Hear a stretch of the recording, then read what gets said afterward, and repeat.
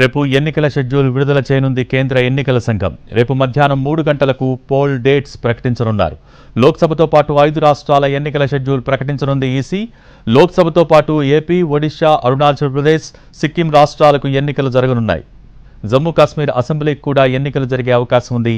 Schedule ప్రకటించిన మరుక్షణమే ఎన్నికల కోడ్ అమల్లోకి రానుంది.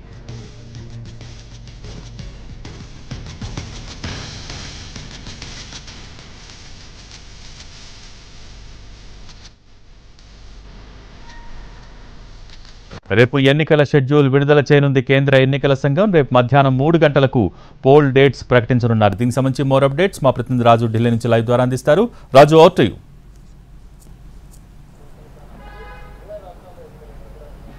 Thank you Bhogi. దేశం మొత్తం కూడా ఆసక్తిగా ఎదురు చూస్తుంది ఎన్నికలు ఎప్పుడు జరగబోతున్నాయి, ఈ ఎన్నికల తేదీలు ఎలా ఉండబోతున్నాయి అనే దాని మీద. సో మొత్తానికి ఎన్నికల కమిషన్ మాత్రం ఈ విషయంలో క్లారిటీ ఇచ్చేసింది. రేపు మధ్యాహ్నం 3 గంటలకు ప్రెస్ మీట్ పెట్టబోతున్నాము, దేశంలో జరిగేటటువంటి ఎన్నికల తేదీలను ప్రకటించబోతున్నామని చెప్పి స్పష్టం చేసింది. సో రేపు మధ్యాహ్నం 3 గంటలకు విజ్ఞాన్ భవన్లో ఈ సమావేశం నిర్వహించబోతున్నారు. ఈ సమావేశంలో ప్రధానంగా అంటే దేశవ్యాప్తంగా ఉన్నటువంటి అన్ని రాష్ట్రాల్లో కూడా అంటే లోక్సభ ఎన్నికల నిర్వహణతో పాటు 5 రాష్ట్రాల్లో అసెంబ్లీ ఎన్నికలను కూడా నిర్వహించబోతున్నారు. ఆంధ్రప్రదేశ్, అరుణాచల్ ప్రదేశ్, దాంతోపాటు సిక్కిం, ఒడిశా. అయితే జమ్మూ కాశ్మీర్లో కూడా ఎన్నికల సాధ్యమా అసాధ్యమా అనే దాని మీద ఇప్పటికే ఎన్నికల సంఘం అక్కడికి వెళ్ళింది, అక్కడ అన్ని రకాలుగా పరిశీలించింది. సో ఖచ్చితంగా జమ్మూ కాశ్మీర్లో కూడా అసెంబ్లీ ఎన్నికలను నిర్వహించే అవకాశం కనిపిస్తుంది.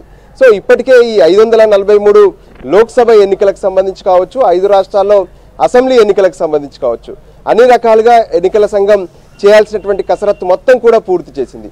ఒక రకంగా చెప్పాలంటే ఏదైతే ఇప్పటి వరకు అంటే దేశవ్యాప్తంగా కూడా ఏ రాష్ట్రంలో ఎటువంటి పరిస్థితులు ఉన్నాయి, అక్కడ ఉన్నటువంటి రాజకీయ పార్టీలతో కూడా ప్రత్యేకంగా ఎన్నికల సంఘం సంప్రదింపులు జరిపింది. మరోపక్క అక్కడ ఉన్నటువంటి ఎన్నికల సంఘం అధికారులతో ప్రత్యేకంగా సమీక్షలు నిర్వహించింది. అంటే ఆ రాష్ట్రాల్లో ఎన్నికలు నిర్వహించేందుకు కావాల్సినటువంటి సహాయ సహకారాలు ఎలా ఉన్నాయి, మరోపక్క భద్రతకు సంబంధించినటువంటి సమీక్ష కూడా నిర్వహించారు.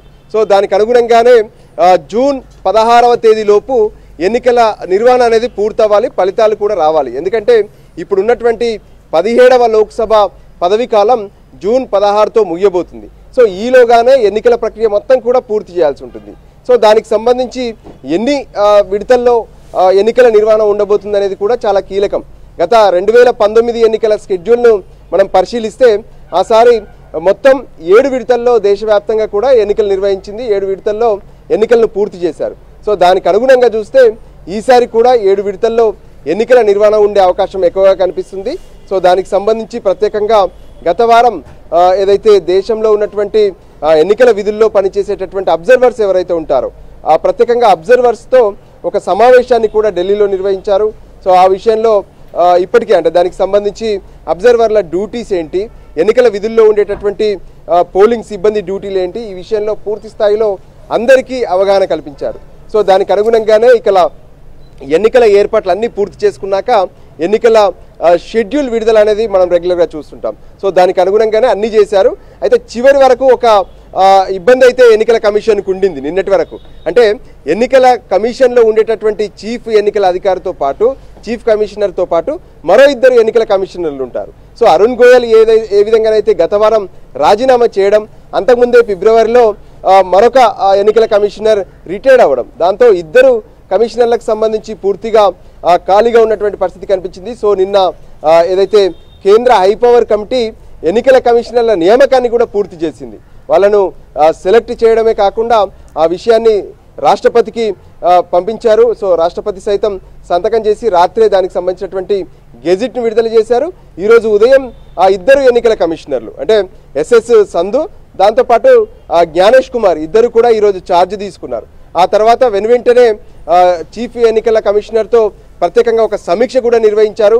సో ఎన్నికల నిర్వహణకు తాము పూర్తి స్థాయిలో సిద్ధంగా ఉన్నాము. సో ఇక ఎన్నికల షెడ్యూల్ ప్రకటించాలనే ఆలోచన ఆ రివ్యూ సమావేశంలో వచ్చింది. దానికి అనుగుణంగానే రేపు మధ్యాహ్నం ఎన్నికల షెడ్యూల్ విడుదల చేయబోతున్నారు. సో ఎన్నికల షెడ్యూల్ విడుదల చేస్తూనే దేశవ్యాప్తంగా ఎన్నికల కోడ్ అమల్లోకి వస్తుంది. ఆ తర్వాత ఇక ఎన్నికలకు సంబంధించినటువంటి నోటిఫికేషన్, ఏ విధంగానైతే నామినేషన్ల ప్రక్రియ, ఆ తర్వాత స్క్రూటినీ కావచ్చు, ఆ తర్వాత ఎన్నికల తేదీలు, ఇవన్నీ కూడా అధికారికంగా రేపు మధ్యాహ్నం 3 గంటలకు కేంద్ర ఎన్నికల కమిషన్ ఎన్నికల సంఘం ప్రకటించబోతుంది. Bhogi. Okay, thank you Raju.